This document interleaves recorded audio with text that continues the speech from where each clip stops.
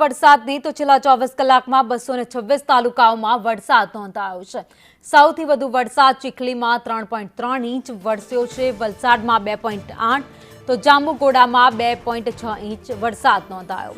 વાપીમાં 2.6, દ્વારકામાં 2.4 ઇંચ વરસાદ વરસ્યો। કપરાડામાં 2.3 ઇંચ જ્યારે ઉમરગામમાં 2.2 ઇંચ વરસાદ વરસ્યો છે। ગણદેવી અને પ્રાંતિજમાં 2.1 ઇંચ વરસાદ નોંધાયો છે જ્યારે ખેરગામ અને લખપતમાં 1.9 ઇંચ વરસાદ વરસ્યો। પોરબંદર, ભરૂચ, વ્યારામાં 1.8 ઇંચ વરસાદ નોંધાયો છે તો ધરમપુર અને કરજણમાં 1.7 ઇંચ વરસાદ ખાબક્યો। વડોદરા અને પારડીમાં પણ 1.5 ઇંચ વરસાદ નોંધાયો છે। એટલે કે આજે પણ રાજ્યમાં હવામાન વિભાગ દ્વારા વરસાદની આગાહી કરવામાં આવી છે। કેટલાક વિસ્તારમાં રેડ એલર્ટ તો કેટલાક વિસ્તારમાં વરસાદનું ઓરેન્જ એલર્ટ આપવામાં આવ્યું છે।